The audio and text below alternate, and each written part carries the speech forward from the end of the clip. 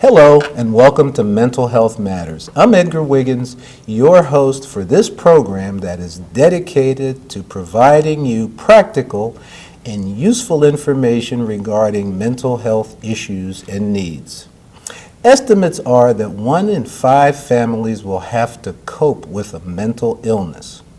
Here to help us understand how families are meeting this challenge and what one organization is doing to help families cope is Kathryn Farinholt, who is the Executive Director of the National Alliance on Mental Illness of Metropolitan Baltimore.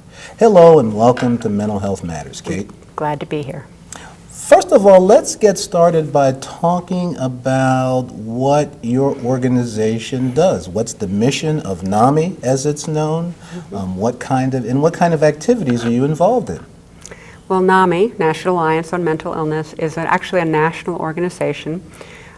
We are a local affiliate of this national organization that works to provide education and support for families dealing with mental illness, for the people with mental illness themselves, and for the community. We also do a lot of advocacy on systems change, systems not only dealing with systems that are not only the mental health system, but systems that interact or impact our families. That would include law enforcement, unfortunately. It would include hospital emergency rooms. It includes schools. So we work with a lot of different groups, but our primary focus is to help families and the individuals coping with mental illness to cope better, and also to reduce the stigma that surrounds mental illness, which prevents a lot of people from getting the help they need. Well, let me start out with the issue of stigma, because one of the things that I know from my work is that stigma is a huge problem. And the way that I see it is that stigma really is a barrier to people receiving competent help when they need it. So can you talk a little bit about stigma and how that prevents people from getting the care that they need? Sure. Let me give you an example first from my own personal story. My sister has had paranoid schizophrenia since she was 11 or 12. It's been a very, very long journey for her and for my family. Even now, when my mother went in to the hospital for a brain aneurysm, the community, my neighborhood, my friends, my coworkers, had no problem with surrounding me with large numbers of casseroles and calls for offers of help. When my sister needed or needs hospitalization or has a crisis, I am less likely to tell people because of the stigma. But even if I tell people, they don't know quite how to react. And I promise you, we do not get casseroles. What's that about? What's the stigma related to mental illness about? Do you have some thoughts about that? Sure. I think that the stigma is about the way we deal with things we don't understand. And there have been historically stigmas around a number of different illnesses, including, for example, cancer. People didn't understand it, it was frightened them, and therefore they didn't talk about it, they weren't educated about it, and they tended to shun those who had it. Mental illness still fits in that category. Part of the effective ways to reduce stigma is to actually have community conversations, such as on your show, to educate people about what mental illness is and isn't, what treatments might be out there, how well they work, and open up access to services, but more, it's a lot about community education. We get calls periodically. I just had a call from a woman in our area who has a mental illness and has had a series of very nasty signs painted on her fence by neighborhood kids or other neighbors, we're not sure, but they say very offensive things, and to me that's an indication that we haven't done the best job we could to educate the community. So in this way, it's almost, I mean, are they blaming her for having an illness? Is this get out of our neighborhood? I mean, what's this about? I think both.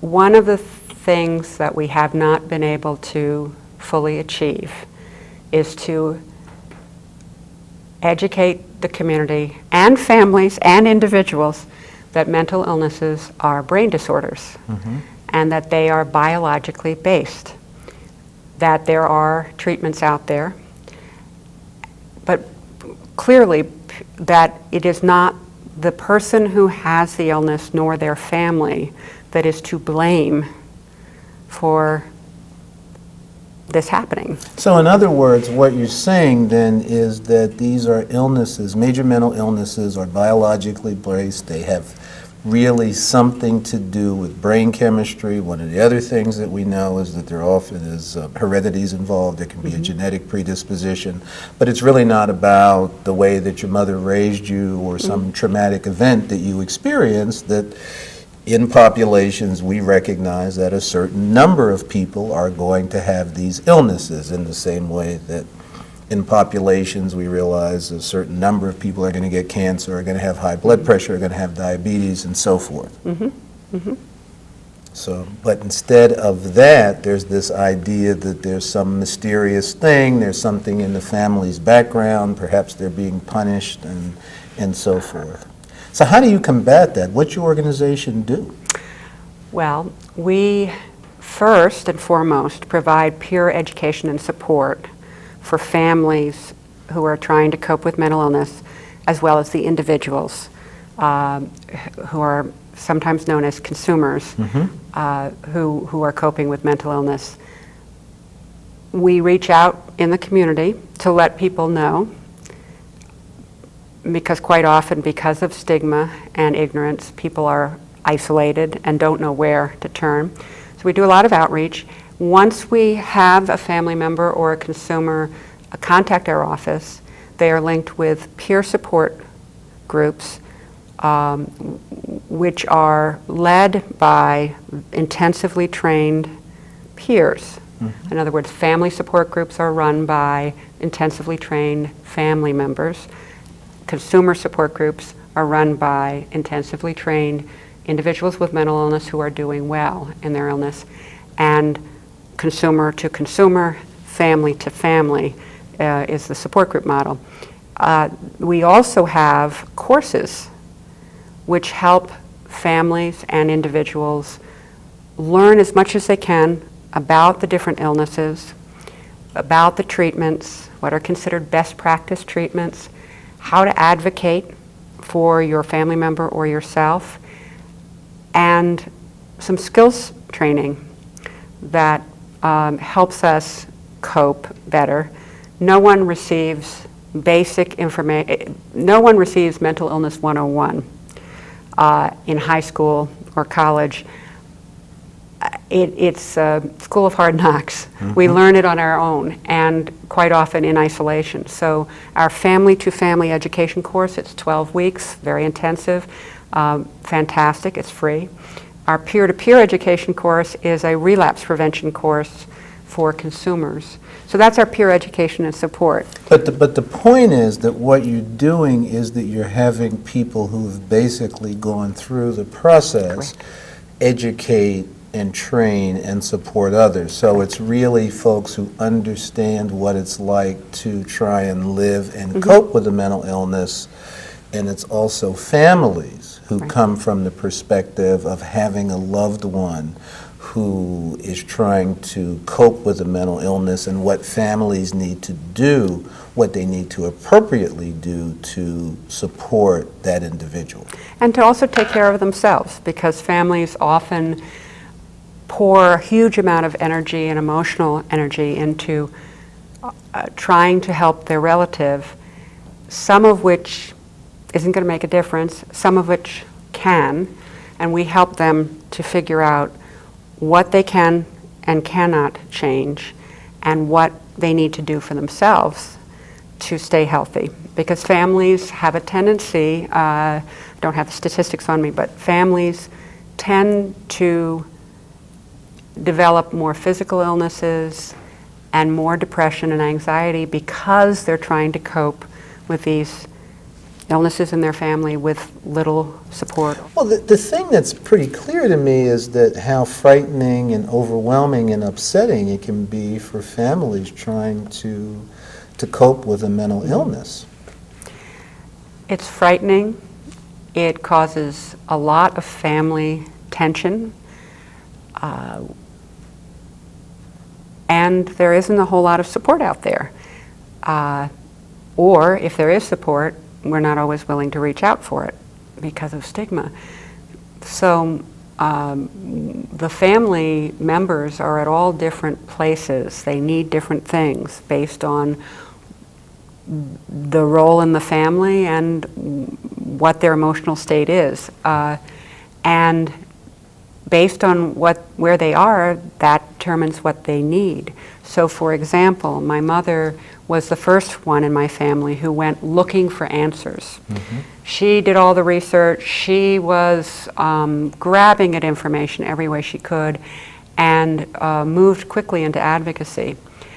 I, on the other hand, as a typical sibling apparently, would jump in when there was a crisis with my sister. I would show up at home and I would try to solve the problem that my parents had been dealing with for quite a while. And when it didn't necessarily produce great results, I would then pull back. I see.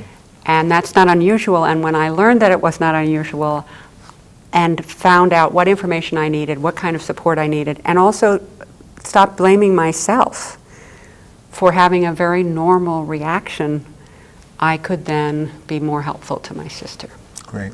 I want you to hold that thought. We're going to come back to this point, but first we need to take a short break. We'll be right back.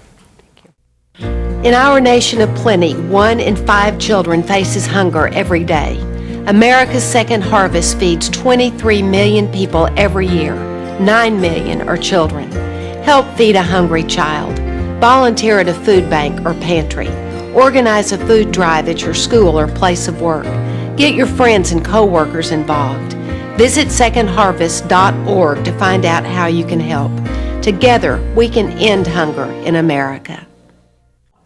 Welcome back to Mental Health Matters. We're joined today by Kathryn Farinholt, who is the Executive Director of the National Alliance on Mental Illness of Metropolitan Baltimore.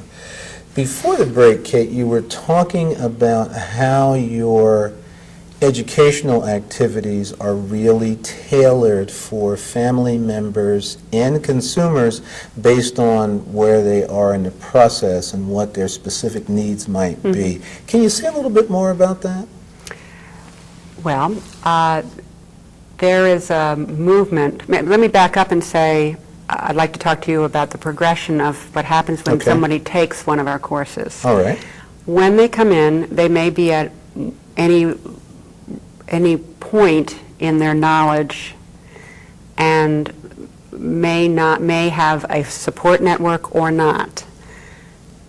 As the classes progress, the classmates indeed become an extension of support, as well as providing skills training and factual education that people can take as they need it. So if someone comes in very, very lacking in knowledge, there will be a lot of factual information that may or may not be something they need right at that moment.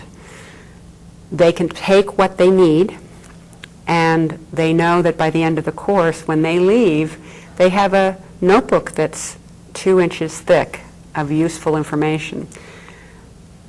We see families and consumers go through a transformation during our classes, so that in general, those people who take our classes say that they feel more in control of their situation. They know where to turn. They know what to ask for. They know the vocabulary they need. And that they also feel that they've got more access to support. They generally are doing better in their attitudes about their ability to change their situation, and they generally feel less stress. So you basically then, to kind of sum it up, is you're really talking about families being more informed and empowered consumers of mental health services. They understand the illnesses more. That would suggest to me that they're blaming themselves less and understand that these are medical illnesses, but it also says that they know where to get support when they need it, regardless of whether or not you're talking about emotional support for themselves as individuals or their families, or real service support if there's a change in the person's condition. If they need crisis services, if they need therapeutic interventions, they really know where to reach out and who to reach out to. That's excellent. They're also talking the same vocabulary because, as I said, we didn't get Mental Illness 101. So when we need to advocate for ourselves or others, we don't always have the language. And so we give them language. But you used the word empowerment, and that is really what NAMI is about. We transform people's lives. We empower them to have more control, to take more control in an informed way of their illness or their family member's illness. As a result, we find that many, many, many people from our courses and our support groups end up coming back to give back. And we have very innovative trainings for family members and consumers to learn how to teach the courses, learn how to facilitate the support groups, but also to do community education. And we have an ambassadors program for family members. We have the In Our Own Voice program for consumers of mental health services.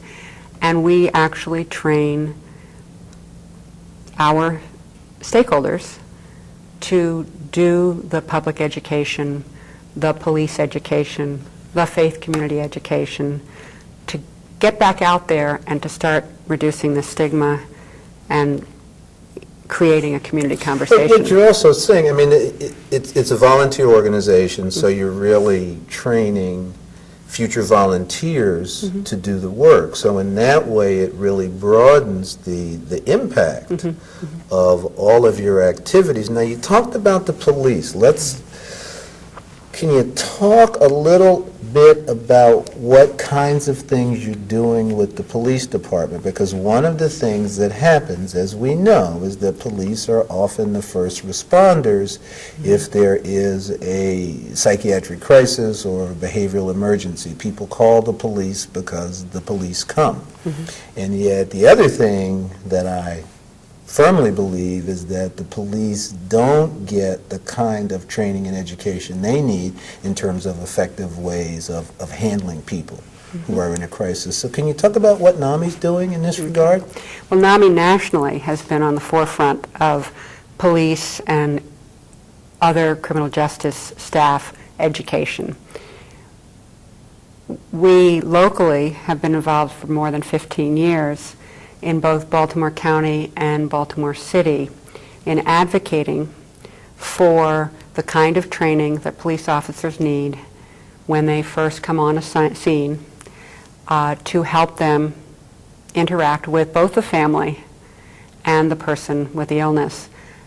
This is one of the only illnesses where, by law in Maryland, a person who is being taken into the hospital to be evaluated is required to be escorted by police in handcuffs. And that's unfortunate. The fact is also that quite often police are called because there is a crisis and there is behavior that requires that kind of an evaluation and intervention. Police officers need very, very core, basic education on how to recognize and de-escalate the behaviors that might come with a mental illness. We're not asking them to diagnose, but we are asking them to learn a whole group of tools or ways of interacting with people that they don't always get. They are public safety officers, and they must come in to every call with an assumption that there may be some violence. And they are also required to get in, take control of a situation, handle a situation, and get out quickly. What we have worked with Baltimore County and Baltimore City Police Department on are trainings that help the patrol officers who are called to recognize the issue, to pull out that bag of tricks, to communicate and possibly de-escalate someone.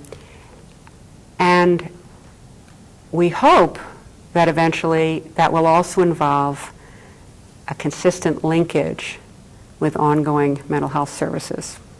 So the idea and the goal for police training then is to have them use words and verbal de-escalation techniques rather than coming in and using physical force. Physical force should basically be a last resort for somebody who's really out of control. And one of the things that we know just from, good crisis intervention work is that often if you have a certain set of skills, you can really verbally get people under control. Mm-hmm. So that's the goal. And the fact is that most police officers come into the work with the hope that they will be able to help people. They have a lot of these basic tools. We want to reinforce them and raise them up as valuable resources to them, so that an officer has the ability to take a break, step back, and take the time that it might take to engage someone. The training that we do is we do an interactive training where we actually have the police officers hearing voices through tape recorders, which they have attached to their belts, and they are then required to go through a series of community tasks where we have some of our volunteers playing roles as a psychiatrist in the hospital or in a day program. They must also go out into the community and talk to people in the community and gather information while hearing the voices. And then they come back and we talk about what did it feel like, how did it impact them, and how would they, knowing what they now know, how would they engage someone with a mental illness in a different way? Well, it's interesting because I actually remember reading a story that was published in the Baltimore Sun where one police officer who went through that training, really, it was apparently a major breakthrough for that officer in terms of understanding what it's like for a person who has a mental illness and is symptomatic. And that police officer just talked about how it was really going to change their work. Now, we have very little time left, but I wondered if you could just talk very briefly about what you're doing with the faith community. Well, again, we have a lot of people who have come to us to get help, and they are members of many faith communities in the Baltimore area. We provide them with resource materials that they can give to their faith community. We offer speakers to come in and talk about to the congregation, to a group of priests or ministers or rabbis, and we even have suggested inserts for the church newsletter and suggested resource materials for their congregation. Okay. If our viewers want to get in touch with you or your organization for additional information, how might they do that? Okay. Our phone number is 410-435-2600. We have a very small staff and some volunteers who answer it, and we do return our phone calls. We can also be reached by email at namimetrobaltimore@yahoo.com. Okay. I did want to add that we have a website that is extremely useful, and our national website is www.nami.org. You can reach our local website through that website or directly at www.nami.org/sites/NAMI Metro Baltimore. Well, I want to thank you, Kate, and thank you for the work that you do and the important work that your organization does. And I want to thank our viewing audience for tuning in to us again. And remember, if you or someone that you know needs help with a mental health crisis, you can contact Baltimore Crisis Response Incorporated 24 hours a day at 410-752-2272. And remember, your mental health matters to us. Thank you.